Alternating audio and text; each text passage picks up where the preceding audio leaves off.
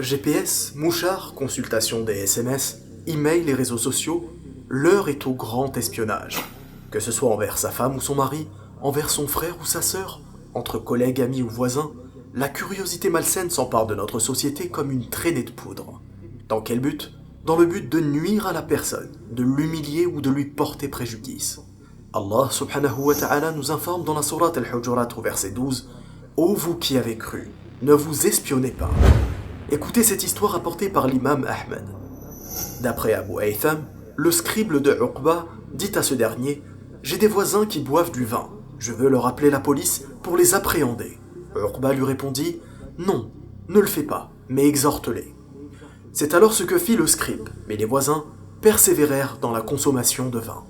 Il vint trouver Uqba, radiyallahu anhu, et lui dit « Ils ne s'en sont pas abstenus, je vais leur appeler la police ».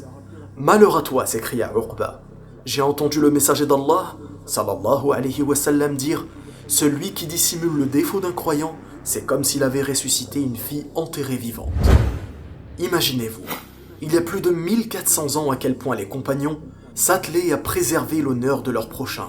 Nous sommes au XXIe siècle et notre comportement est tout l'inverse de ce qu'était la morale sociale à cette époque.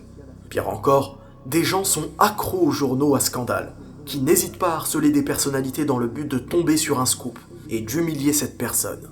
D'autres tentent des pièges à leurs conjoints, les poussant à l'irréparable pour ensuite mieux tirer profit de leur situation.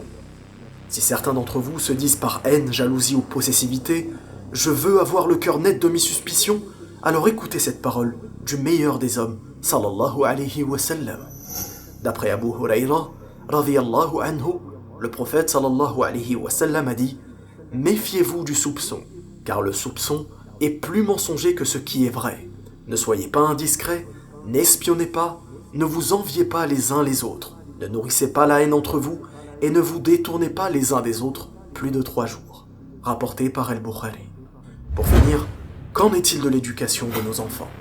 Quand nous constatons que des enfants de 11 ans, 10 ans et même 8 ans se passent une corde au cou et se suicident après avoir été victimes d'humiliation, le prophète, sallallahu alayhi wa sallam, a dit « Celui ou celle qui écoute une conversation entre 2 personnes de sa cachette, on lui versera du plomb fondu dans ses oreilles le jour de la résurrection. » Rapporté par Al-Bukhari.